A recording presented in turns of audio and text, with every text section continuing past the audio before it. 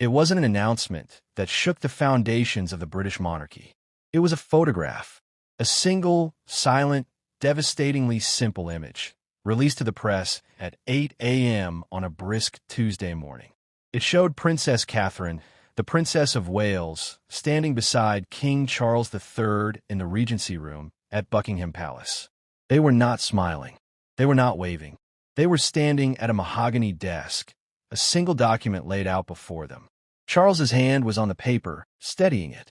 Catherine's hand was resting on top of his. It was not a gesture of affection. It was a gesture of consolidation, of unified, terrifying purpose. The caption, just 3 lines from the palace press office, was a masterpiece of bureaucratic finality. His Majesty the King, following counsel from the Princess of Wales, has today issued a letters patent regarding the titles, styles, and royal residences of His Royal Highness the Duke of York. Effective immediately. There was no further explanation, no press conference, no carefully worded interview. But inside the walls of Royal Lodge, the 30-room mansion in Windsor Great Park, those 27 words detonated like a bomb.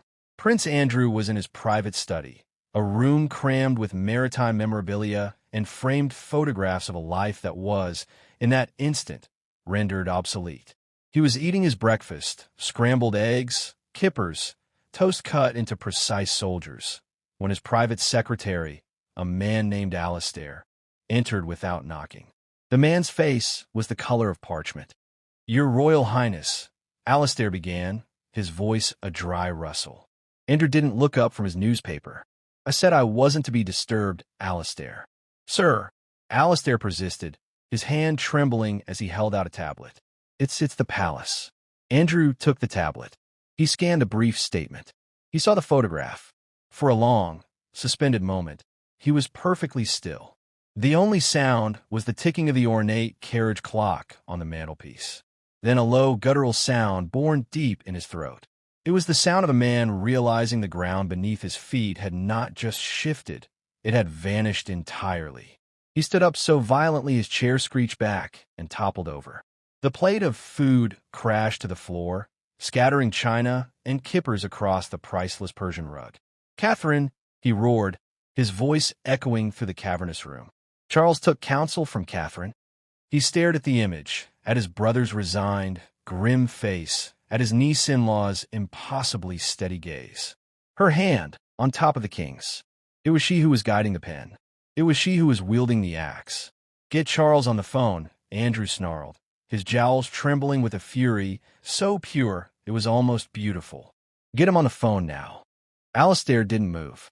He simply bowed his head. "I am sorry, Your Royal Highness. The switchboard, they have been instructed not to put your calls through." The use of the title was a brutal, final formality. A confirmation. In that moment, Prince Andrew, the former Falklands War hero, the Queen's favorite son, the Duke of York, understood. He was no longer a Royal Highness. He was no longer a working royal. The house he stood in was no longer his. He was a ghost. And Catherine, the commoner from Bucklebury, the future queen, had just become his exorcist. The conflict did not begin with a shout. It began with a whisper months earlier in the blue and white drawing room of Kensington Palace. Catherine was reviewing the latest internal polling data. William was at his desk, frowning at a foreign policy briefing. The children were doing their homework in the next room. It was a scene of domestic peace, a carefully curated snapshot of the modern monarchy. Then Catherine spoke, her voice quiet but firm, cutting through the comfortable silence. "It's getting worse, William." William looked up. "The polls? It's a dip, that's all. Post-coronation fatigue." "It's not a dip," she said, turning her laptop to face him. The screen showed a cascading series of charts and graphs. "It's a hemorrhage. In the 18 to 35 demographic, approval of the monarchy has dropped 12 points in 6 months.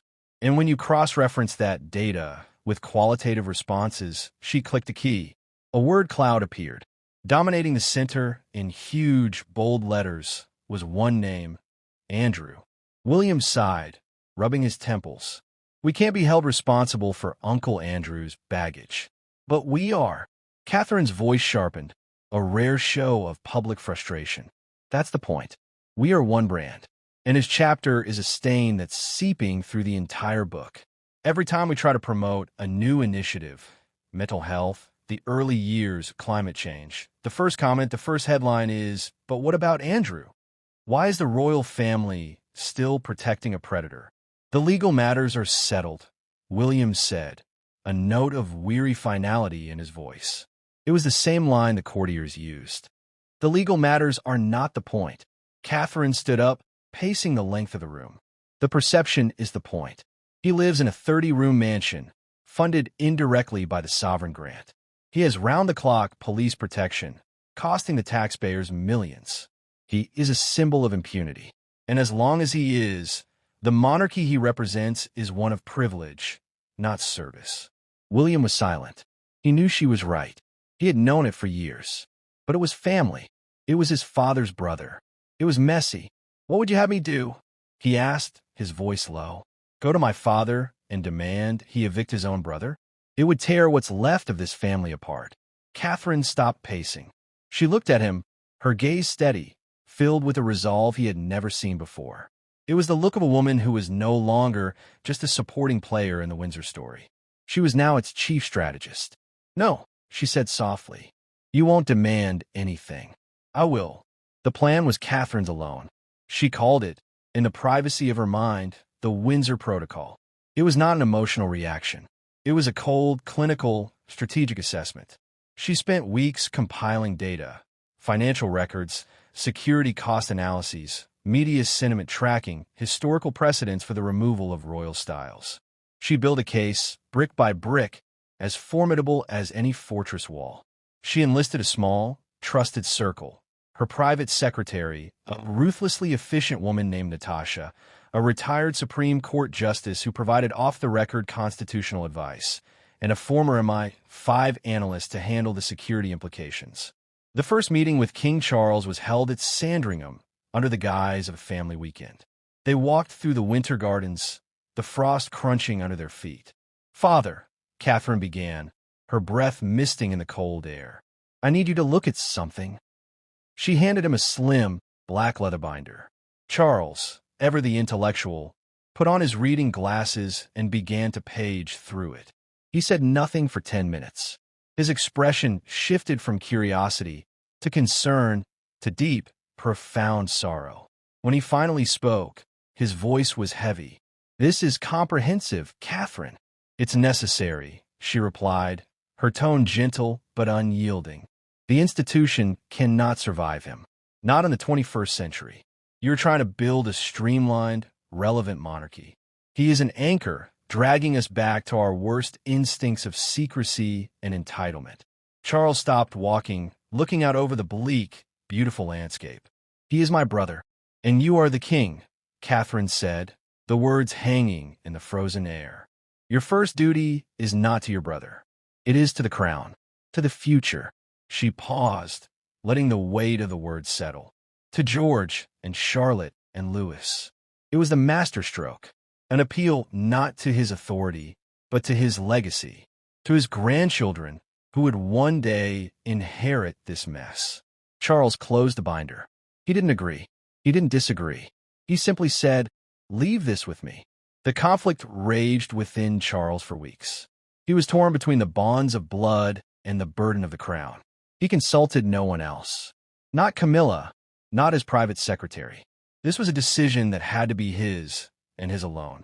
He would wander the picture galleries of Buckingham Palace, staring at the portraits of his ancestors. Kings and queens who had beheaded relatives, exiled siblings, waged war on their own children to protect the throne. The history of the monarchy was written in family blood. He had hoped his reign would be different. Meanwhile, Andrew, sensing the shifting winds, became belligerent. He demanded a larger allowance.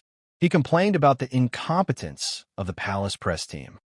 He hosted lavish, ill-advised parties at Royal Lodge, the laughter and music echoing through the great park, a blatant two-fingered salute to his brother's more austere vision. Each indiscretion was a gift to Catherine, another data point in her dossier. The final straw came when a major corporate sponsor for William's Earthshot Prize quietly pulled out, citing associational risk in their internal memo.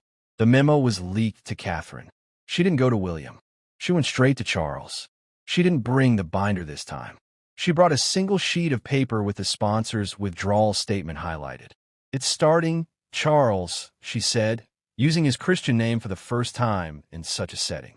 "The rot is spreading. It will not stop with Andrew. It will consume William's work. It will overshadow Charlotte's future. It will define your reign." The king who stood by. Charles looked old, suddenly. The weight of the crown, which he had waited a lifetime to wear, felt like lead. He looked at Catherine, this woman of relentless calm and formidable intelligence. She was not asking for power for herself. She was demanding action for the survival of the institution she would one day lead. He picked up the pen on his desk. A simple, Montblanc fountain pen. "What do you need me to do?" he asked, his voice a whisper. The battle was won. The war was about to begin. The black Range Rover, sleek and official, moved through the gates of Royal Lodge like a hearse. There were no press cars following it. No helicopter overhead. The execution was to be carried out with maximum discretion. Inside the car, Catherine sat perfectly still. She wore a simple, navy blue Catherine Walker coat dress. No jewelry, save for her wedding ring and a pair of small pearl earrings. Her hair was down. She looked less like a royal princess and more like a CEO arriving for a hostile takeover. On the seat beside her was a slim, black briefcase. It contained a single item, the letters patent, signed by the king, and a detailed schedule for the vacating of Royal Lodge. Her private secretary, Natasha, sat in the front passenger seat. All the locks have been changed remotely. The security detail has been informed. His protection will be scaled down to a basic level effective at 1800 hours tonight. The house staff have been offered new positions within the royal household. Catherine merely nodded, her eyes fixed on the approaching mansion. It was a beautiful, sprawling, chaotic house, a monument to Andrew's ego. The car came to a stop. Catherine didn't wait for the driver to open her door. She stepped out, briefcase in hand, and walked to the front door. It was opened by a pale-faced butler who couldn't meet her eyes. "His Royal Highness is in the study. Your Royal Highness," the butler murmured. "Thank you, James," Catherine said, her voice even. She knew all their names. She found Andrew standing with his back to the door, staring out at the gardens. He didn't turn around. "To what do I owe this pleasure, Catherine?" he said, the name a sneer. "Andrew," she said, her tone neutral, devoid of warmth or hostility. It was the tone of a doctor delivering a terminal diagnosis. He finally turned. His face was flushed, his eyes bloodshot. He'd been drinking. It wasn't even noon. "I assume you've come to apologize for that disgraceful piece of theater you and my brother staged this morning?" he spat. "No," Catherine said simply. She placed the briefcase on a Chippendale table and clicked it open. She withdrew the document, holding it out to him. "I've come to deliver this, and to discuss the transition." Andrew stared at the vellum paper as if it were a venomous snake. He made no move to take it. "Transition," he laughed, a harsh, ugly sound.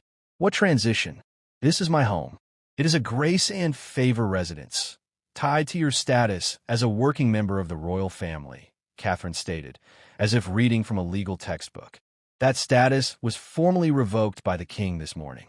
The residence reverts to the crown." "My mother gave me this house," he roared, slamming his fist down on the table, making the briefcase jump. Catherine didn't flinch. She held his gaze. "Your mother is no longer queen. The crown has made a new decision." The use of the impersonal, institutional term, the crown, was deliberate. She was not here as his niece. She was here as the embodiment of the monarchy itself. "You," he whispered, his voice trembling with pure, undiluted hatred. "You did this. You with your polls and your focus groups and your perfect, bloody smile. You poisoned him against me." Catherine didn't deny it. She didn't confirm it. She simply laid the document on the table. "The schedule is included. You have 30 days to remove your personal effects. The crown will cover the cost of movers to a property of your choosing, within a reasonable budget." Andrew snatched the document. He scanned it, his eyes widening in horror as he took in the full scope of the demolition. My honorary military titles, the Vice Admiral, Revoked. My royal patronages, the Royal Thames Yacht Club. Reassigned. My office at Buckingham Palace. Closed. Your staff have been reassigned. My security will be reduced to the level of a private citizen as of 1800 hours. The Metropolitan Police will conduct a threat assessment to determine the final level. He looked up at her, his face a mask of shattered pride. You are destroying my life. For the first time, a flicker of emotion crossed Catherine's face. It wasn't pity. It was something colder, a recognition of consequence. No, Andrew, she said, her voice dropping, becoming almost intimate in its intensity. You did that. A long time ago. We are simply cleaning up the mess. The monarchy you treated as a hobby is our life's work. It is our duty, and we will not let you burn it to the ground to keep yourself warm. The words hung in the air, stark and undeniable. They were the truest thing either of them had ever said to the other. Andrew was broken. The bluster left him, deflating his frame. He looked like a sad, old man in a too big, too empty house. Get out, he whispered, his voice cracking. Get out of my house. Catherine looked at him for a long, final moment. She saw not the formidable prince, but the source of endless pain and scandal. She saw the threat to her husband, to her children, to the future she was building. She picked up her empty briefcase, turned, and walked out of the study. She didn't look back. As her car pulled away from Royal Lodge, she didn't allow herself a sigh of relief. She didn't smile. She picked up her phone and made a single call. It's done, she said. On the other end, in his study at Buckingham Palace, King Charles III hung up the phone. He walked to the window, looking out over the palace gardens. He felt a profound, gut-wrenching sorrow for the brother he had just destroyed. But for the first time in a long time, he also felt a flicker of hope for the monarchy he was trying to save. The crown it giveth, and the crown, guided by the steady, unflinching hand of the Princess of Wales, had taketh away. The silence was the most deafening part. There was no great public outcry, no riots in the streets, no condemnations from world leaders. The British public, by and large, met the news with a collective, weary nod. About time seemed to be the general sentiment. In the days that followed, the media cyclone was expertly managed by the Kensington communications team. The story was framed not as a family drama, but as a necessary, modernizing reform. Headlines praised the decisive leadership of the king and the strategic foresight of the Princess of Wales. Commentators who had long criticized the monarchy for its opacity now applauded its transparency. The Catherine effect was no longer about fashion. It was about formidable statecraft. Behind the scenes, the machinery of the crown ground on, efficient and emotionless. Locksmiths arrived at Royal Lodge to formally change the main locks. Accountants froze Andrew's access to the Duchy of Lancaster funds that had supplemented his lifestyle. His name was quietly removed from the internal palace directory. It was a bureaucratic death by 1,000 cuts. Andrew, holed up in the cavernous, echoing house, became a recluse. His phone, once buzzing with the chatter of a busy social life, was now silent. The friends, the hangers-on, the sycophants, they had all melted away, fearful of being tainted by his royal poison. Only his daughters, Beatrice and Eugenie, stood by him, their loyalty to their father a painful, private burden. They became the reluctant intermediaries, shuttling between his world of bitter exile and the functioning royal family. A month to the day after Catherine's visit, the movers came. They packed up a lifetime of accumulated privilege. The uniforms, the trophies, the paintings, the silver. Andrew watched from the window, a ghost in his own home, as his life was boxed up and loaded into anonymous white vans. He was moving to a much smaller, heavily secured private estate in Scotland, a property owned by a shadowy offshore trust. It was a comfortable prison, far from the glittering center of the world he had once commanded. At Buckingham Palace, life moved on. There was a state banquet for the president of South Korea. William embarked on a tour of Southeast Asia, promoting his Earthshot Prize to rapturous crowds. Catherine launched a groundbreaking new initiative on early childhood development, a project that was immediately hailed as her defining legacy. One evening, A week after Andrew had left Windsor for good, Charles asked Catherine to join him for a walk in the palace gardens. The cherry blossoms were in full, glorious bloom, a confetti of pink against the gray London sky. They walked in silence for a few minutes, the only sound the crunch of gravel under their feet. It was the right thing to do, Charles said, finally. It was not a question. It was a statement he was trying to convince himself was true. It was the only thing to do, Catherine replied, her gaze fixed ahead. He is my brother, Charles said, his voice thick with emotion. And I have cast him out. Catherine stopped walking and turned to face him. In the soft evening light, she looked both young and impossibly ancient, bearing the weight of a millennium of history. You didn't cast him out, Charles, she said, her voice gentle but firm. He cast himself out.